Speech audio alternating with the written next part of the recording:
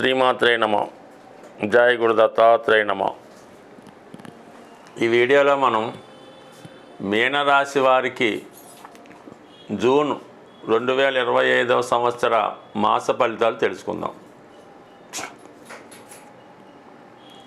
ఏదైనా ఒక రాశిలో శుభగ్రహం ఉన్నప్పుడు వారి యొక్క ఆలోచనలు శుభప్రదంగా ఉండడం జరుగుతూ ఉంటుంది. దానికి గ్రహాలు కూడా ఆ విధంగా సహకరించడం జరుగుతూ ఉంటుంది. అయితే అదే రాశిలో పాపగ్రహ సంచారం వల్ల జాతకుడి ఆలోచనలు సరైనటువంటి నిర్ణయాలు తీసుకోలేకపోవడం వల్ల, జీవితాన్ని సరిగ్గా నడిపించలేకపోవడం వల్ల చాలా వరకు మిగతా గ్రహాలు కూడా పాప ఫలితాన్ని ఇవ్వడం జరుగుతూ ఉంటుంది. అంటే జాతకుడు ఏదైతే ఆశిస్తాడో, ఏదైతే కోరుకుంటాడో అవి గ్రహాలు ఇవ్వడం జరుగుతూ ఉంటుంది.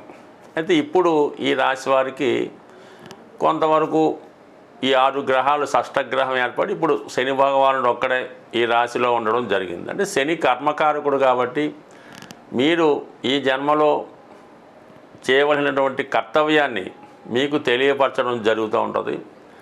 మీలో ఉన్నటువంటి చిన్న చిన్న బలహీనతలు ఏవైనా ఉంటే వాటిని సరిచేసి మిమ్మల్ని మీ కర్తవ్యం వైపు నడిపించి చక్కగా మిమ్మల్ని ఆ పనిలో మీ యొక్క బాధ్యతలో సక్సెస్ఫుల్గా నిర్వహించే విధంగా శని యొక్క ప్రయత్నం జరుగుతూ ఉంటుంది. మరి ఈ ప్రయత్నంలో మీ యొక్క కొంతవరకు మిమ్మల్ని క్రమశిక్షణలో నడిపించడం వల్ల అవి కొంతవరకు బాధగా ఉండే అవకాశం ఉంది. ఎవరైతే చాలా క్రమశిక్షణతో అదే టైంకి లెగిసి టైంకి పడుకొని తమ యొక్క బాధ్యతలను నిర్వహిస్తారో వారికి కంపల్సరీగా శని మంచి ఫలితం ఇచ్చి వారి యొక్క అభివృద్ధి వైపు నడిపిస్తూ ఉంటాడు. ఎవరైతే బద్ధకంగా ఉండి ఏదో ఒక బలహీనతకు లొంగి పెద్దవారిని హింసించి భార్యను సరిగ్గా చూడకుండా తన బాధ్యతలు మరచిపోయి ఏదో ఒక వ్యసనానికి లొంగినప్పుడు కంపల్సరీగా ఆ జాతకుడు దేన్నైతే అశ్రద్ధ చేస్తాడో వాటిని దూరం చేయడం జరుగుతూ ఉంటుంది. అంటే తల్లిదండ్రులు దూరం అవుతూ ఉంటారు, భార్య విడిచిపెడుతూ ఉంటుంది.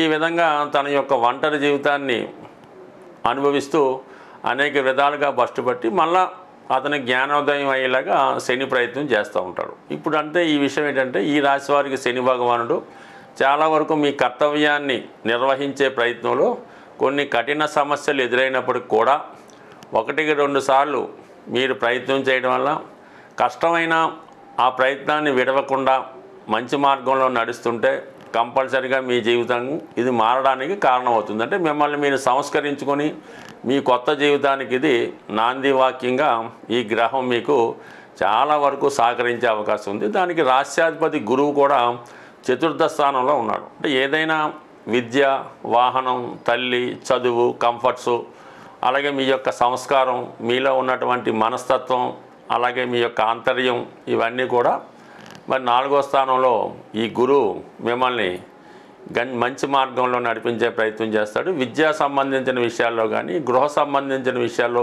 చిన్న పొరపాట్లు ఉన్నా వాటిని సరిదిద్దడం జరుగుతూ ఉంటుంది. అలాగే దశమ స్థానాన్ని తన స్వక్షేత్రాన్ని గురువు వీక్షించడం, అలాగే రాశి యందు ఉన్నటువంటి శని భగవానుడు కూడా దశమ దృష్టితో ధనుసు రాశిని వీక్షించడం వల్ల కంపల్సరిగా ఈ రాశిలో వారికి ఏదో ఒక ఉద్యోగ ప్రయత్నం అన్నది 100% నెరవేరుతుంది.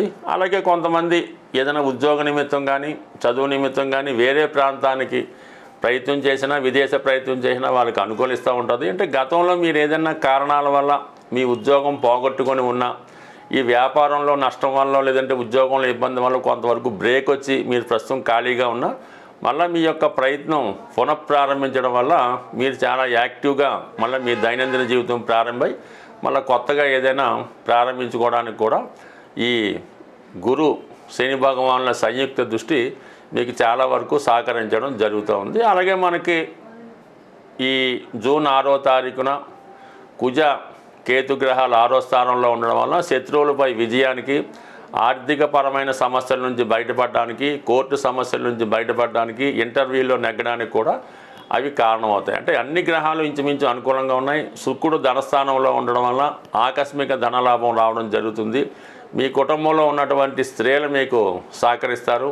అధికారంలో ఉన్నటువంటి స్త్రీలు సహకరించడం వల్ల కుటుంబంలో ఏదో ఒక మంచి కార్యక్రమం శుభకార్యం జరగడానికి కూడా ధనస్థానంలో శుక్రుడు సహకరిస్తాడు. అయితే మీకు 12లో ఉన్నటువంటి రాహు అనవసర ఖర్చులు రాకుండా, ఎవరి చేతిలో మోసపోకుండా, ఈజీ మనీకి ఆశపడకుండా ఉంటే మొత్తం మీ లైఫ్ టర్న్ తీసుకొని కొత్త జీవితం వైపు వెళ్ళే అవకాశం ఉంటుంది. స్వస్తి. జూన్ నెల 10వ తారీఖు నుంచి ఏర్పడినటువంటి గురు మౌఢ్యమి, ఇది సాధారణంగా శుభకార్యాలు వాయిదా పట్టం, ఆ టైంలో శుభకార్యాలు చేయలేదు పక్కన పెడితే, ధనకారకుడైనటువంటి గురువు రవితో కంబస్ట్ అవ్వడం వల్ల చాలా వరకు ఆర్థికపరమైనటువంటి టైట్ ఏర్పడడం జరుగుతూ ఉంటుంది. అంటే సాధారణంగా శుభకార్యాలు లేనప్పుడు మనీ రొటేషన్ ఆగిపోతూ ఉంటుంది. వ్యాపారాలు చాలా వరకు సన్నగిల్లడం వల్ల ప్రతి వారికి ఆర్థికపరమైన ఇబ్బంది ఏర్పడుతూ ఉంటుంది. ఎప్పటిదాకా? జూలై 8వ తారీఖు వరకు. అందువల్ల ఏంటంటే ఈ మనీ రొటేషన్ పెరగాలన్నా, వ్యక్తిగతంగా మీ యొక్క ఖర్చులు అదుపులో ఉండి మీకు ధనయోగం రావాలన్నా ఈ సమయంలో మనం కంపల్సరిగా గురుగ్రహానికి పరిహారం చేసుకోవాల్సి ఉంటుంది. గురుగ్రహ పరిహారం చేసుకోవాలంటే అనేక మార్గాలు ఉంటాయి. అందులో దత్తాత్రేయుడు, సాయిబాబా వారు, వీళ్ళని ఆరాధించడం అనేది రెగ్యులర్గా చేస్తూ ఉంటాం. దానికన్నా గురువుకి అనుకూలమైనటువంటి దినుసులు అంటే మామూలుగా ఈ శనగలు, ఈ కొమ్ము శనగలు నానబెట్టి మరి గురువారం రోజు ఏదైనా దేవాలయంలో, అంటే ఇది వారి శక్తి అనుసారం 3 సంఖ్య వచ్చేలాగా ఉండవలసి ఉంటుంది. అంటే 3 పిడికెళ్ళు, 3 కేజీలు, లేదంటే 3 పావు కేజీలు ఈ విధంగా తయారు చేసి ఈ భక్తులకి పంచిపెట్టడం వల్ల అనుకూలించే అవకాశం ఉంది. దాని తర్వాత ముఖ్యంగా గోసేవ చేయవలసి ఉంటుంది.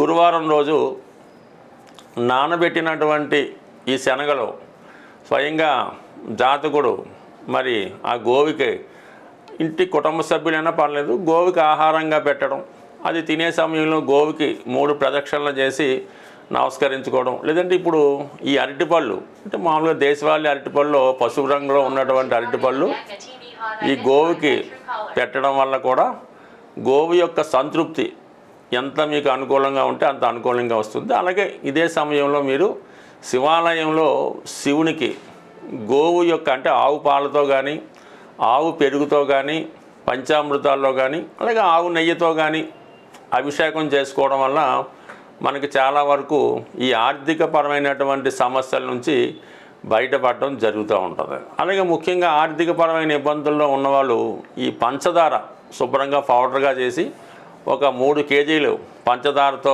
శివుడికి అభిషేకం చేయడం వల్ల ఆర్థిక సమస్యలు బయటపడతాయి. చెరుకు రసంతో అభిషేకం చేయడం వల్ల విద్యార్థులు విద్యలో విజయం సాధిస్తారు.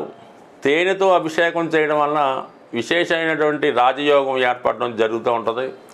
అలాగే ముఖ్యంగా అనారోగ్యంతో ఉన్నవాళ్ళు ఆవు మజ్జిగ కానీ, ఆవు పెరుగుతో కానీ అభిషేకం చేయడం వల్ల చాలా వరకు మనకి ఇటువంటి సమస్యల నుంచి అంటే ఏదైనా ఆర్థిక సమస్య తొలగాలన్నా, ఆరోగ్యం బాగోవాలన్నా శివుణ్ణి మీరు ఎంత గట్టిగా ఆరాధిస్తే అంత ఐశ్వర్యం మీకు రావడం జరుగుతూ ఉంటుంది. అలాగే కంపల్సరిగా రోజు సూర్య నమస్కారం చేసుకోవడం, ఆదివారం నియమంగా ఉండడం, అంటే ఒకదానికి లింకప్ అయి ఉండడం జరుగుతూ ఉంటుంది.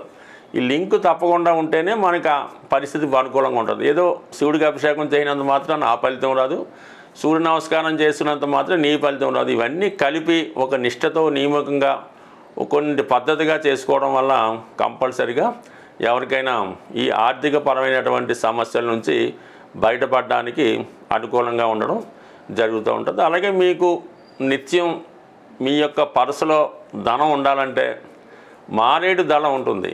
అది శివుడికి అభిషేకం చేసిన తర్వాత ఆ మారేడు దళం ఒకటి తీసుకొని మీ యొక్క పర్సులో పెట్టుకోండి. ఎంత తీసినా తరగని ధనం మీ దగ్గర నిలవ ఉండడం జరుగుతూ ఉంటుంది. సో అలాగే వ్యాపార సంస్థల్లో నిరంతరం మనీ రొటేషన్ అవ్వాలంటే మీ యొక్క క్యాష్ బాక్స్లో ఒక 11 గోమతి చక్రాలు కానీ, 11 లక్ష్మీ కవర్లు కానీ విధి విధానంగా అభిషేకం చేసిన తర్వాత ఒక కవర్లో మీ మనీ బాక్స్లో వేయడం వల్ల నిరంతరం తరగని ధనం మీకు రావడం జరుగుతూ ఉంటుంది. అంటే మనం ఏదైనా మనీ కొరకు ఈ రెమెడీ చేసినప్పుడు మనం కూడా చాలా నియమంగా ఉంటూ ఏదో విధంగా అన్యాయానికి అక్రమానికి వెళ్లకుండా నిజాయితీగా ఉన్నప్పుడు కంపల్సరిగా లక్ష్మీదేవి యొక్క అనుగ్రహం తప్పక లభిస్తుంది. స్వస్తి.